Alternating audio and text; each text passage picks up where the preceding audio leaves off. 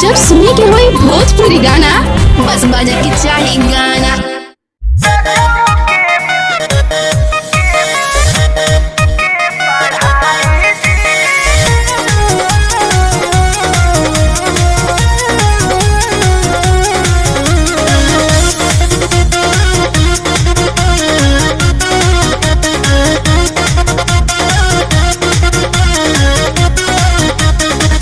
खेती किसानी जानी पीएम से कराई जी ए अम्मा जी।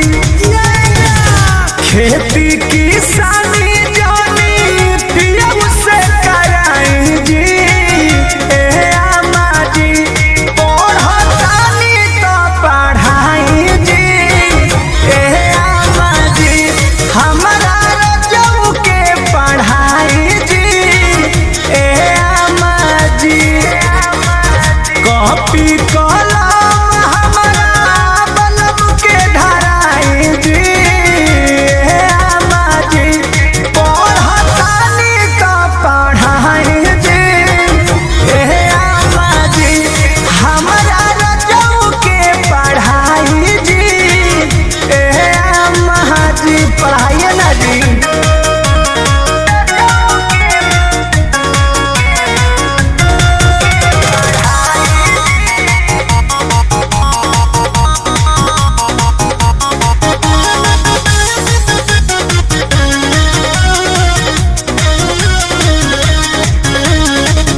देवरू से भोले डहलावाइले हो बबिया जी। बाकी कवले जकरे जोई है हमार पिया जी ए अम्मा जी। बात बुझली ना।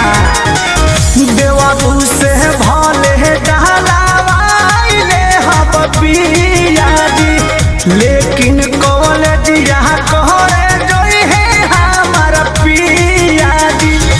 घटता पोजीशन अब टीवीशन लगाई जी ए अम्मा जी।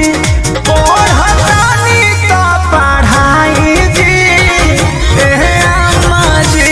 हमारा रजऊ के पढ़ाई जी ए अम्मा जी।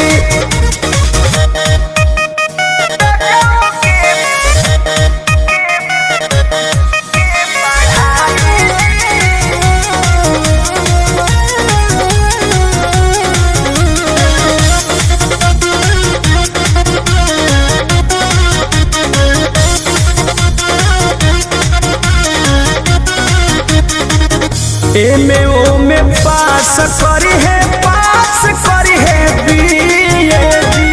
डॉक्टर कहल कटर चाहे बन जई है सीए जी ए अम्मा जी। अरे पंकज बबुआ लेखा हो गई है। एमे ओमे पास करी है बीए जी। डॉक्टर कहल कटर चाहे बन जई है सीए जी। कृष्णा बेटर पर मोनू के सिखाई जी ए अम्मा जी ए जी।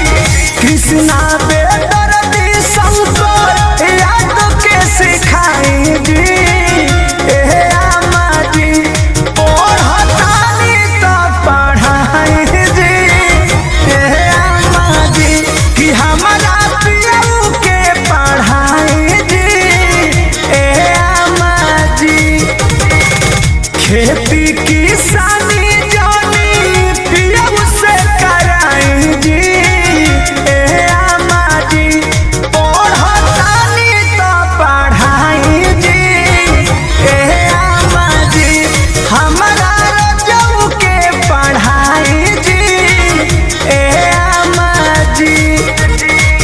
कॉपी कर